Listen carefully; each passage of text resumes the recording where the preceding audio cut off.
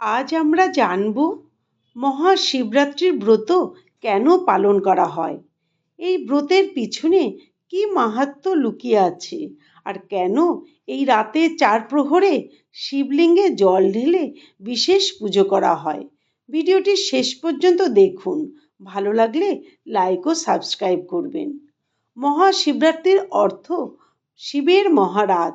এটি হিন্দু ধর্মের অন্যতম পবিত্র ও গুরুত্বপূর্ণ তিথি। প্রতি বছর ফাল্গুন মাসের কৃষ্ণপক্ষের চতুর্দশী তিথিতে এই ব্রত পালন করা হয়। এই রাতটি শিব ভক্তদের কাছে শুধু উৎসব নয়, এটি আত্মশুদ্ধি, সংযম ও ঈশ্বর চিন্তার এক মহা সন্ধিক্ষণ। শাস্ত্র ও পুরাণে মহাশিবরাত্রি পালনের পেছনে একাধিক কারণ বলা হয়েছে।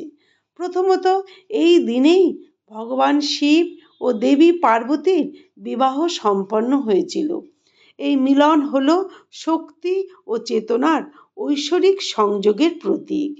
দ্বিতীয়ত, অনেকে বলেন এই রাতেই ভগবান শিব তার মহাতাণ্ডব নৃত্য করেন, যেখানে সৃষ্টি, পালন ও প্রলয়ের রহস্য নিহিত। তৃতীয়ত, সমুদ্র মন্থনের সময় যে ভয়ঙ্কর বিষ উঠে এসেছিল, সেই বিষ গ্রহণ করে সমগ্র সৃষ্টি রক্ষা করেছিলেন ভগবান শিব। এই ত্যাগের স্মরণেই শিবরাত্রির রাতে শিবের আরাধনা করা হয়। মহাশিবরাত্রিতে ভক্তরা উপবাস রাখেন, কারণ উপবাস মানে শুধু না খাওয়া নয়। উপবাস মানে ইন্দ্রিয় সংযম, মন সংযম ও আত্মসংযম। রাত্রি জাগরণ করা হয় এই দিনে, কারণ এই রাত্রিকে বলা হয় অজ্ঞানতার অন্ধকার ভেদ করে জ্ঞানের আলো পাওয়ার রাত।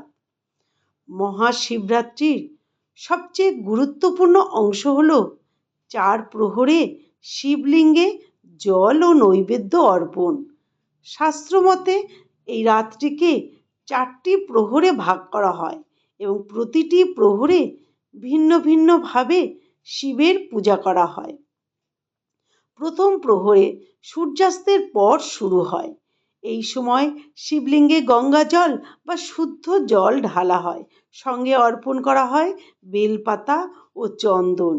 এটি শিবের শীতল, শান্ত ও করুণাময় রূপের প্রতীক। দ্বিতীয় প্রহরে রাত গভীর হলে শিবলিঙ্গে দুধ, ঘি ও মধু দিয়ে অভিষেক করা হয়। এটি ভক্তের হৃদয়ের পবিত্রতা, মধুরতা ও আত্মসমর্পণের প্রকাশ।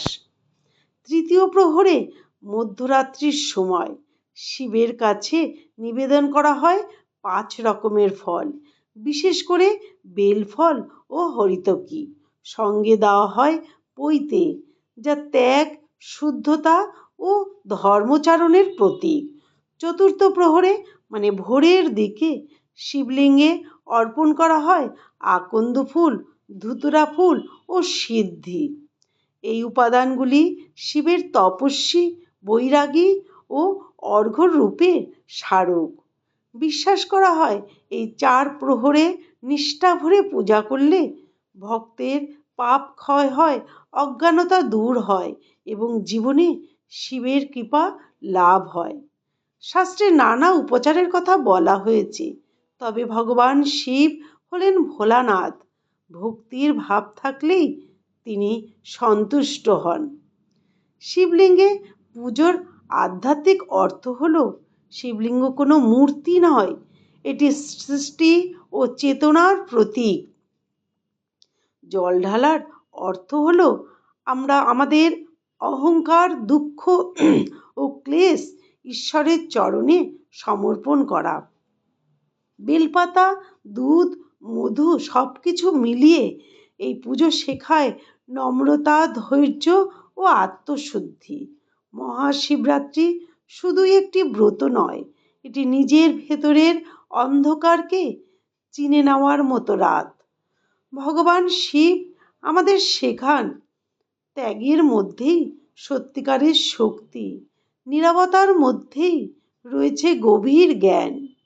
এই পবিত্র রাতে শিবের চরণে নিজের জীবন, সমস্ত ভুল ও আশা সমর্পণ করাই মহাশিবরাত্রির প্রকৃত মাহাত্ম্য। ওম নমঃ শিবায়। নমস্কার, ধন্যবাদ।